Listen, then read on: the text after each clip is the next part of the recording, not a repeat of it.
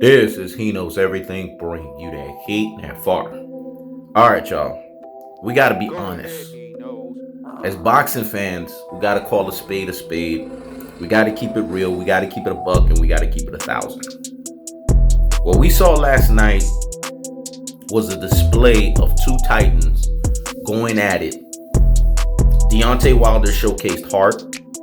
He showcased true grit. Deontay Wilder did the best that he possibly could last night. But let's keep it a buck. He gassed out. Deontay Wilder is traditionally between 210 to maybe about 214 pounds. That's usually what he averages out to. Sometimes he's in the low twos. Was it the right game plan for Malik Scott, who He Knows Everything's been on wax saying that this guy was not the right person to train Deontay Wilder? Last night was proof of that. This man came in 26 and a half pounds heavier, 238 and a half pounds. Was that the right move to make? Was that the right decision to make, to have that amount of excess weight? Damn near be 240 if we're going to round it off. You've never been that weight before, and then you come in with that weight at the height of your boxing career in terms of a fight. It's the things that make you say, It's the things that make you say, But we have to ask ourselves in its most cold-hearted, unadulterated, and the cutthroat truth-telling fashion. And what is that? Tyson Fury was patient, man. Tyson Fury employed last night his Aki version. It was Aki as hell. And he was tired too. They looked like two 100-year-olds, I would say midway into the fight. But Tyson Fury employed patience. And that's how he won the fight. Deontay Wilder threw everything in the kitchen sink. Deontay Wilder was throwing jabs. This is why I say he should have just trained with Floyd. I saw a lot of solar plex shots. I'm like, those solar plex shots were Aki. You could have trained with Floyd and had that thing crispier than a 3-piece. These guys, man, they trip me out. Every time Floyd Mayweather extends invitation, these guys don't take it. Anthony Joshua had the opportunity to train with Floyd. Look at what's happened to him. Andy Ruiz, Alexander Usyk. This man has 2 losses in his boxing resume that he absolutely shouldn't have. Deontay Wilder, after the second fight, Floyd Mayweather extended invitation. Come over here, man, so I can have you crispier than a 3-piece. The solar plex that he was throwing, it was good. But if Floyd was training him, that solar plex would have been landing with perfection. It would have been landing with consistency and authenticity. Deontay Wilder did everything he could. There was no pay to lose. There was no glove gate. There was no permanent stainage on the boxing resume. Well, that is there at the end of this trilogy, but you guys get the gist of what I'm saying. There wasn't no dent in the skull. There wasn't no lynching. There wasn't none of that for Black History Month. It was none of that. Deontay Wilder got straight beat, man. And y'all need to call a spade a spade. Y'all need to keep it real and keep it a buck. Anyone pushing narratives, you're looking stupid out here. We're just going to call the word what it is, stupid. I say dodo fucking head. But you looking stupid out here in these boxing streets. As a boxing fan, we have a responsibility to be honest with ourselves. And what I saw last night is I saw that Tyson Fury was the better man. And I'm going to admit that. I'm not even going to sit there and sugarcoat that. Sugarcoating that is disrespectful at the highest levels because it's revealing that you either have limited boxing knowledge, you're a boxing casual, or you choose to don't want to accept the truth. Tyson Fury is the best heavyweight. And see, when I see something and it passes the He Knows Everything's test, because that's the ultimate test. You got to pass the He Knows Everything's test. Fuck everybody else's test. You need to pass He Knows Everything's test. You pass a He Knows Everything's test, that true boxing eye test, then you're going to get credit for it. And Tyson Fury gets all the credit in the world because he passed the test. Now the dust has settled. This trilogy is over and Tyson Fury has the benefactor. Because y'all can say what y'all want in the second fight. who was the one that raised their hands? Who was the one that took the glove gate via paid to lose? That was Deontay Wilder. That had nothing to do with Tyson Fury. Tyson Fury has walked away with this in the books, in the annals, as the great white hope, the cracky crackhead that beat Deontay Wilder. And now I'm not going to no longer disrespect him and call him a great white hope, because that third fight, the fight that I just saw last night, Tyson Fury is taking himself out of the great white hope status. He's legit. He is a legit heavyweight. He beat Deontay Wilder, man. He hit Deontay Wilder with shots that you guys have to admit, especially the last knockout. We're not going to sit here and act like that didn't happen. We're not going to sit here and act like that wasn't in our eyes. Both of them had the gloves done exactly the same way.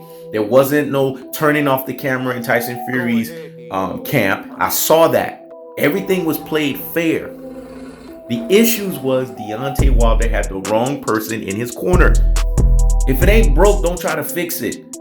Why did you change fundamentally everything? Jay Diaz is not the problem. Mark Breland was not the problem. Deontay Wilder should have kept his original team, man. I guarantee you he would have done a lot better than he did last night. What did Malik Scott provide to Deontay Wilder that was different in this fight? Y'all tell me. Deontay Wilder was more active. We've seen Deontay Wilder active like this before. Go look at the Szpilka fight. We've seen Deontay Wilder active like this before. Go watch Deontay Wilder fight these other types of heavyweights like Bermani Stavern. Very active in that fight. So that's what I'm saying. What did Malik Scott really teach Deontay Wilder? How to be heavier, how to be slower. Deontay Wilder was tired because of all that extra weight. We got to be honest here, man. We got to call a spade a spade. We got to keep it real. We got to keep it a buck. We got to keep it 1,000. He got flat out beat. He got the shit beaten out of him last night. But at the same time, he was a warrior. He did his thing. He got the 2 knockdowns. He did some good things, man. He threw some uppercuts. He did some good things. But it wasn't enough. And Tyson Fury, in patience and in understanding that Deontay Wilder was mentally fractured, I don't care what anybody tells me, the second fight carried over into the third fight. Every time Deontay Wilder got a hit, he was thinking the dent in the fucking skull. He was thinking equilibrium. Deontay Wilder was mentally fractured in that fight, man. I don't care what anybody tells me, because my true boxing eye test is the best true boxing eye test there is. And it doesn't fail. And I know what I saw. And what HeKnowsEverything saw was Tyson Fury beat the shit out of Deontay Wilder in the second half of that fight. He was clutch. He closed the show. This trilogy is done. Deontay Wilder's opportunity has closed. But like I told you guys, Taylor Swift sitting there with the fake tears. She's getting money, man. Deontay Wilder gonna get paid very well. And mark my words, her ass gonna be gone. Because there ain't gonna be no more of these high level fights. Taylor Swift just around because Deontay Wilder is able to command the Tyson Fury type of fights and these types of shits. I'm telling you, watch. Y'all just need to let time flow itself out. You're gonna see what I'm talking about. The entourage. See, I done talked about this. I said Deontay Wilder needs to pay attention to the fact that he has this bullshit entourage around him. You're not Floyd Mayweather. Only Floyd can handle shit like that, man. There's other people that can handle it. But Floyd is the one who can handle it like nobody's business, because he's just Floyd. He's the Michael Jordan of boxing. He's just on another level with that shit. And if you notice, even towards the later part of his career, he's tapered that down. Deontay Wilder has been listening to all kinds of idiots. The LDBC has fucked Deontay Wilder up. They're a bunch of yes men. You can't have yes men in your corner. You saying yes to everything. They said yes to Malik Scott, a guy who Deontay Wilder knocked out. If they were being honest with Deontay Wilder, if they were being cold-hearted, if they were being unadulterated, and they were telling him the cutthroat truth teller fashion, they would have said, look, how's this guy qualified to train you? You knocked this motherfucker out. But no, They get around him doing interviews. Hey, King. Hey, G. No, I'm going to tell you the fucking truth to your fucking face. And I don't care if you got some problem with it, you want to fight. I don't give a fuck. But I'm going to tell you the damn truth. You need to slow stuff down. That's why I kept saying, video after video, shut the fuck up and go get the knockout. Because when you lose, there's a thing about losing that you have to be quiet. Look at the great ones in the sports. Tom Brady, when he's lost in football, quiet, working in the fucking lab. Kobe Bryant, when he's lost, go look at when he lost in 2008 against the Boston Celtics. Quiet in the lab. What happened in 2010? Do I need to keep on going? When great ones lose, they're quiet. They shut the fuck up and they get the job done in the lab. They ain't got time to be sitting there running their mouth. Deontay Wilder running his mouth. Oh, I'm going to baptize him. Oh, I'm going to, my power is the power of God. You see, that was blasphemy in of itself. Should have never said that. That in of itself affected him. Because that is blasphemy. You don't ever mention your power is the power of God. Now that could have cursed him. Very well cursed him. When he said that, I cringed. I was like, what? See, Deontay Wilder has been deluded for the last 5 years. He's been on a state of delusion. He's been in delusions grander and grander of delusions, man. And when it's all said and done, the chickens have come to roost. He lost the third fight last night. We all sat there and watched it. He had noodle fucking chicken legs. And damn noodle legs. I mean, if you're going to build up your upper body, build up the lower body too. Gosh.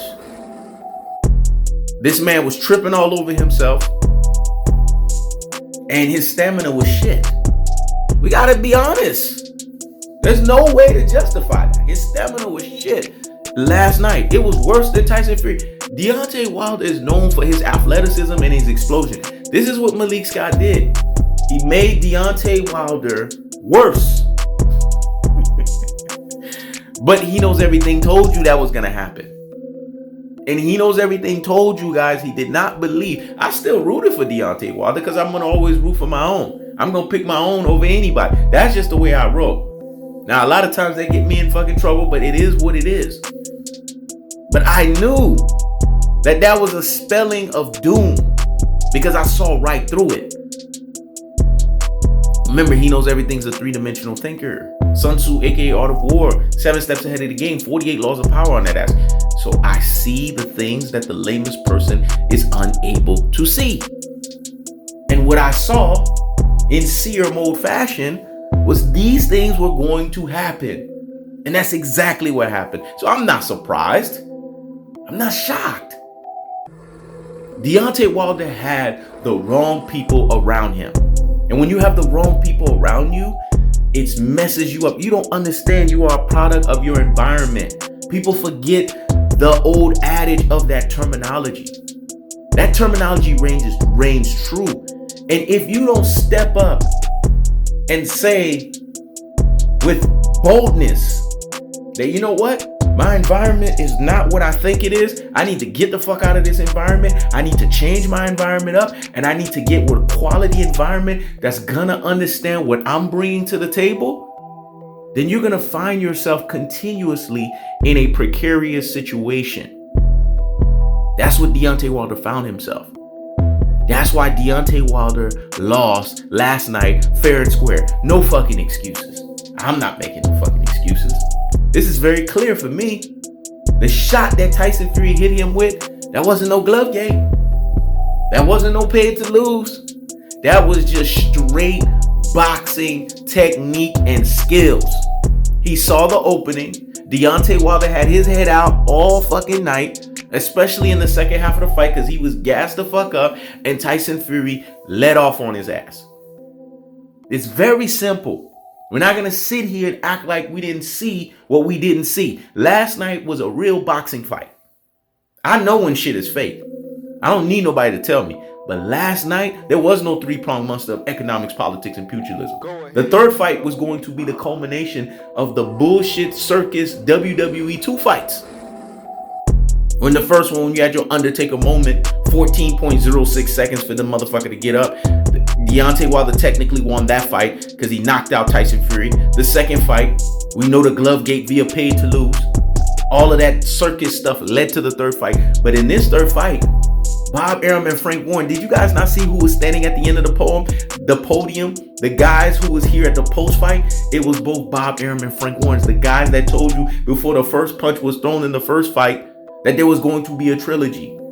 Did He Knows Everything not prophesy this stuff? See, a prophet is not honored in his own home, but those whom they've rejected became the chief cornerstone. All of these things have culminated exactly the way He Knows Everything told you guys that it would culminate. It was a culmination because He Knows Everything saw the whole thing the way that it was drawn out. It's a gift. He's a seer. He sees what the lamest eyes can't see. He's Nostradamus. But when it's all said and done, Tyson Fury and Deontay Wilder is done. Let's not sit here and run our mouths about it. Let's sit here and be honest about it. And let's sit here and say that Tyson Fury is the best heavyweight legitimately now at this point. The window is closed. But I'm going to say this because this is my closing points. Deontay Wilder is mentally fractured. I don't believe he's going to rebound off of this. And he's had these 2 back-to-back losses at that level.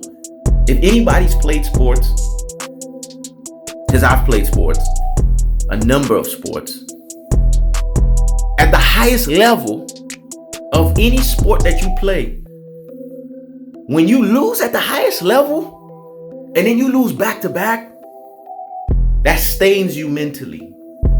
It leaves a mental stainage. So Deontay Wilder has walked away with 2 stains. The glove gate via paid to lose boxing stainage, which is permanent on his fucking resume. And the fact that he has a mental stain for the rest of his career. Because when they go back and look at the annals of this trilogy, they're going to say that Tyson Fury bested him. And you got to understand how that psychologically is going to impact this guy. We're going to have to sit here and watch and pay attention to see if Deontay Wilder does not go on some mental disturbing type of situation. If he doesn't go so mentally out of wits.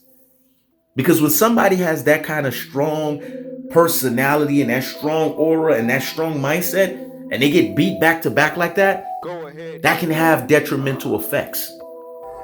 And we have to pay attention to that. We're going to have to be watching Deontay Wilder closely moving forward. There's going to be a lot of things that's going to happen. If you look at the guy's eye when he was sitting down towards the end of the fight, I saw it. Deontay Wilder looks defeated, man. Mentally, emotionally, physically, financially, holistically. He looks defeated. He looks deflated. And he's probably sitting there doing some critical thinking and realizing, fuck, I shouldn't have done so many changes. I should have just stuck to the script. I would have had a better situation. When you sat there and spit on Mark Breland the way he did, this is curses coming to Deontay Wilder, man. You don't do that. You're supposed to respect your elders. That's the problem with this generation, man. They don't respect no fucking elders. All Mark Breland was doing was trying to help his fighter out so that he wouldn't get another dent in the fucking skull, because everybody knew that was a cheating affair. But he goes and fires the guy, embarrasses the guy. Deontay Wilder's made a lot of bad moves, man. And He Knows Everything was telling y'all time after time. But y'all wouldn't listen, nor y'all wouldn't pay attention.